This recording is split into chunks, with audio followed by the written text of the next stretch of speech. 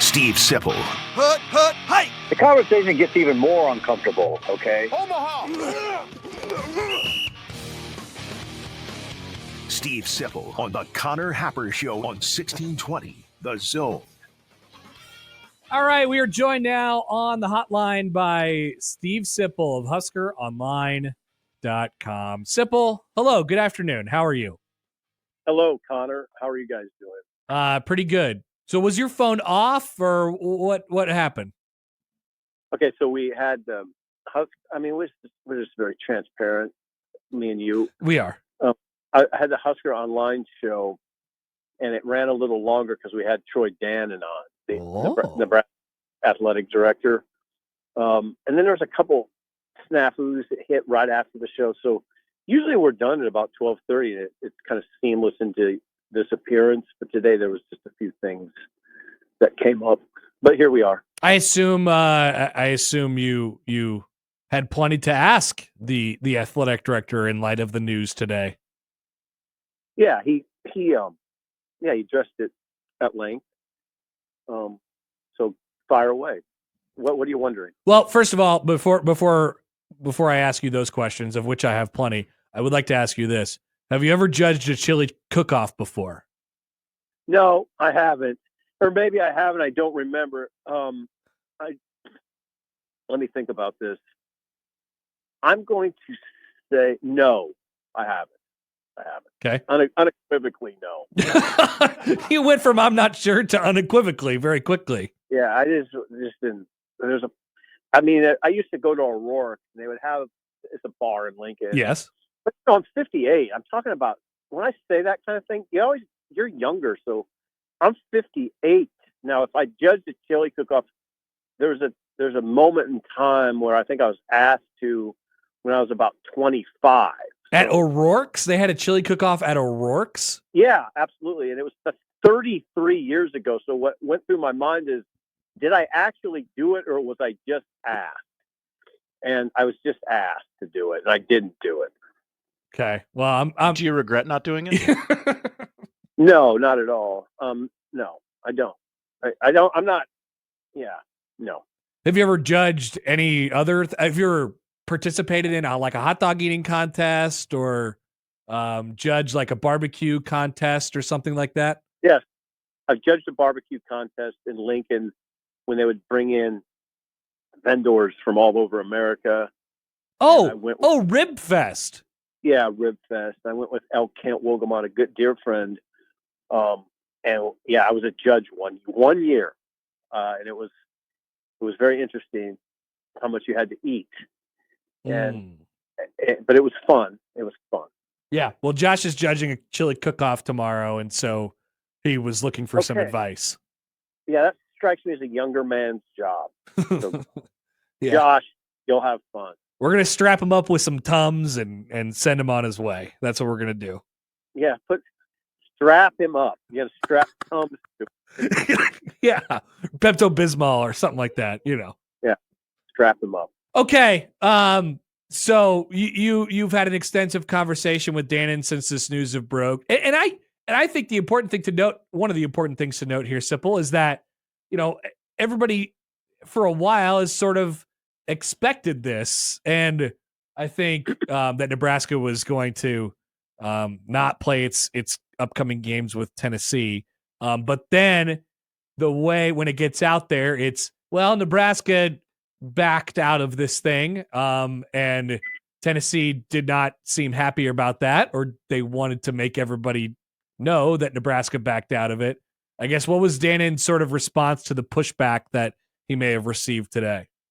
The most important bit of information that Dannon gave us, I don't think he had in the official release, was that in 2027, when Memorial Stadium is undergoing renovation, there'll be probably 20% reduced capacity or so. And if you only had 7 home games, he said it would be a killer to our budget to have 7 home games with one of those home games at reduced capacity, significantly reduced capacity. He said he couldn't do it. I mean, he used the word killer. It would be a killer to our budget. So that's the most important thing. 2027, it'll be the South Stadium that's being renovated at that point, and you're going to lose a lot of, you're going to lose a lot of revenue that way. And you couldn't afford to have only, you just literally could not afford to have only 7 home games that year, and you're scheduled to go to Tennessee in 2027. There's another thing that's important to note. Nebraska did offer Tennessee a chance to bump it back, to stay in the series, but it would have to be bumped back yet again. It's been bumped back. I think it was supposed to be in 2016, 2017, and it was bumped back by Tennessee at that point because it was going to play somebody in Bristol at the Speedway. So it got bumped back by Tennessee. Now Nebraska wanted to bump it back, and Tennessee did not want to do that. So now what it sets up is some very light non-conference schedules in 2026 and 2027, and that's what people will probably have a heyday with. Do you have an estimate of how much revenue Nebraska gets from a single home game? Yeah, it's in the 7. I think the last I've heard, it's in the $8 million range. $8 million. So for I don't know, for the sake of comparison, a spring game at its height is probably worth about $1 million. Right. So yeah, $8 million is about what. Hey, if you had a spring game, that'd make half your money back from the 20% gone that over a season, right? I guess my math is right. Yeah, more than that, I guess. Mm-hmm. Maybe if it draws well. So I guess that's the piece. One of the pieces I find interesting. Like if they can't handle the whatever $1 million they'll be missing from 20% of the capacity being gone during the one season, and it would be a killer. Then I don't know. Like I guess. Why did they cancel the spring game? I guess would be my question. I think you actually know the answer. It's not just all revenue related. You've heard Matt Rule talk about. I think you know that answer. Matt Rule's discussed it. How he doesn't. He said it. He has said it in a couple different ways. One way he has said is, why put your players out on TV to have people watch the players that other teams can now poach? Why just put yourself in that position? He also said why the other day in that interview with Josh Pate of CBS Sports, he said, why put your proprietary information out on TV? So it's not just a revenue discussion with the spring game. It's also that, and then it goes to another level. You don't have enough linemen probably to have a viable spring game like we knew it for so long. Do you have a third string offensive line now that's viable? I don't know. I mean, I don't know that, but I haven't delved into their depth. Could they have a spring game? But my guess is it would be hard. It's not like it used to be where Nebraska had 4 offensive lines that you could use, or 5. So I totally understand that part. Yeah.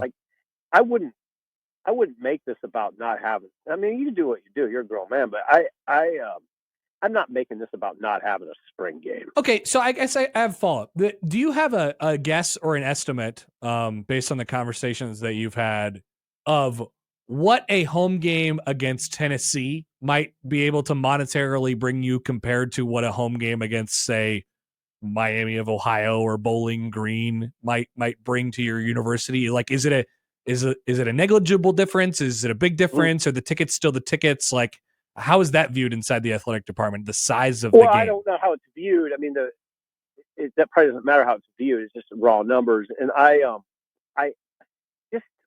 and now I'm going back years and years, Connor. I don't think it changes much. If it does, I'd be a little surprised, just based on just reporting going back a quarter century. I can't remember ever having that discussion with an AD that said this game is worth this and this game is worth this, and going, wow, there's a huge disparity. I think it's pretty static. Yeah, I wouldn't be surprised if that was the case from a money perspective. But right. I will say this: I do feel like those kind of games against brand teams, It invigorates your fan base. It's something to look forward to. And Right. if it's not like completely a money thing, then I don't know. I would think that there would be alternative revenue streams that they'd be able to sort of recoup that if it was about that. And I like the idea of the Nebraska fan base being invigorated in September instead of, trying to, figure out stories to talk about when you're playing 3 MAC teams or whatever it is. Right. That's a beautiful thing for talk radio because the conversation can go in several directions. And I totally agree with you. I was looking forward to this. I was. As just a football fan. Tennessee's coming to Lincoln, and by the way, we're going to Knoxville. This is going to be cool. Yeah. So there's some disappointment in that, and then there's the other piece of it when you look at Nebraska's Big Ten. And now I got to be clear to you, Connor. My stance on non-conference schedules really in the last, I'd say 5 to 6 years has been, I don't care who they play because the Big Ten schedule is really tough. So if it's light, I don't care. And that's what I'll be saying now for the next 2 weeks as we discuss this in various forums. Now, I would say this, though, they're pressing it a little bit here. They're pressing it. When you're playing 2 MAC teams in an FCS, you're pushing it. You're pushing that a little bit. Now, 2027, though, if I'm Matt Rule and that staff, I'm looking at the 2027 schedule. That could be Dylan Raiola's senior year. You can make some hay with that schedule. The 2027 Big Ten schedule is a little lighter than the 2026 Big Ten schedule. So you should go 3-0 both cases. But in 2027, I mean, there's 10 wins on there if you're building the program the way we think they are. Yeah. So so in that sense, Connor, maybe it all works out. We'd be remiss not to mention, just go check Michigan and Ohio State's non-con this year. Sure. Or check Indiana. We all hailed Indiana this year. My God, look at their non-conference this year and next year. It's very comparable. So the roadmap to the playoff, I mean, if Nebraska's in the playoff in 2026 or 2027, nobody's going to be ruining the non-conference schedule. Yeah. We're just going to be talking about Nebraska being in the playoff. We were talking about this earlier. I think people really, that's kind of the non-starter for them these days. They're just like, hey, I want as many wins as I could possibly get on a football schedule. Right.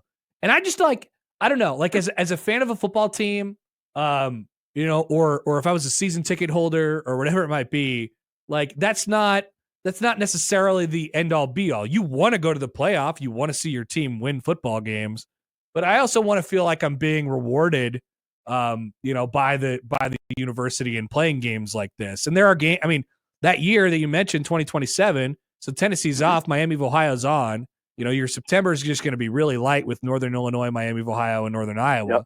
And then the rest of your home games throughout, you do get Oregon, but the rest of your home games are Minnesota, Purdue, Rutgers, and then Iowa on Black Friday.